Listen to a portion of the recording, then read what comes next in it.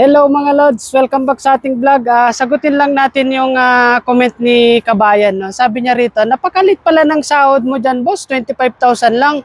Samantalang dito sa Canada, 90,000 pesos daw kada buwan. Okay, so unang-unang sa lahat, shoutout sa iyo Kabayan.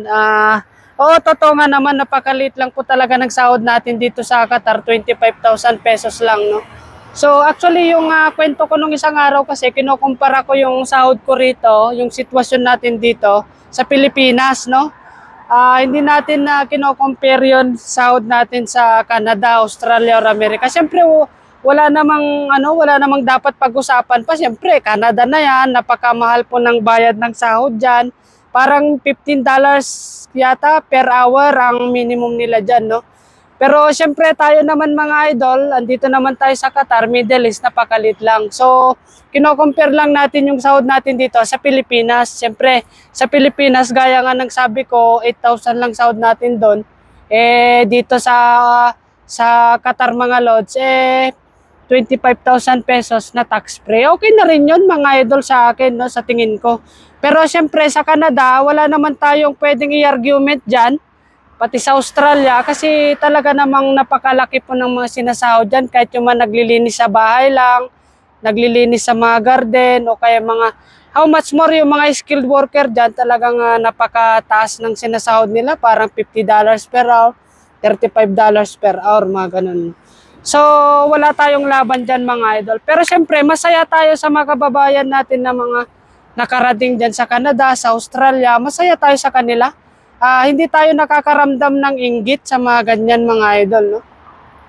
So, siyempre, kapag kami kabayan tayo na ganyan, nakarating sa mga ganyang mga bansa, siyempre, masaya tayo para sa kanila.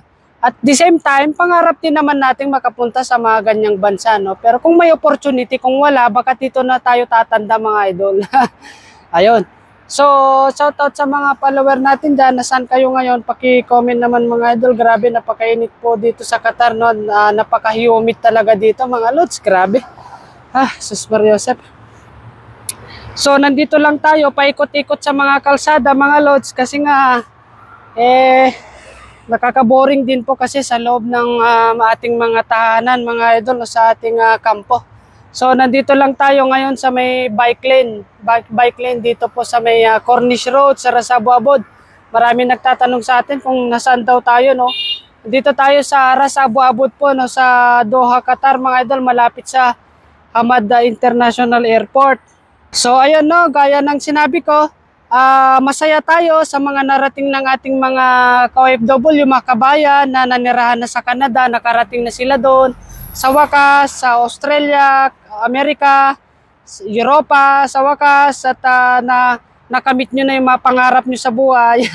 Pero message ko lang sa inyo mga idol, kung kaya nyong tumulong ng mga kababayan nyo, tumulong kayo, huwag kayong mangbash, manliit ng mga kapwa nyo tao, mga idol.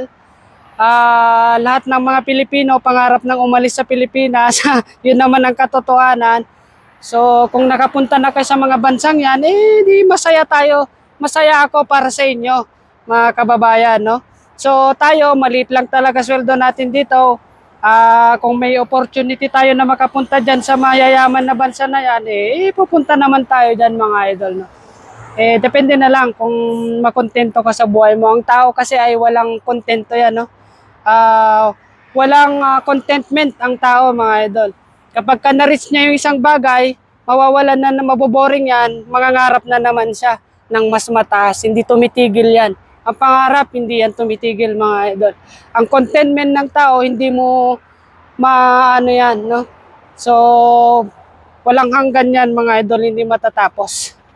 Pero aminin natin, meron talaga tayo mga kababayan na nakarating lamang sa mga asensadong mga bansa, nakatikim lamang ng konting kaginhawaan sa buhay ay mayabang na, mahangin na.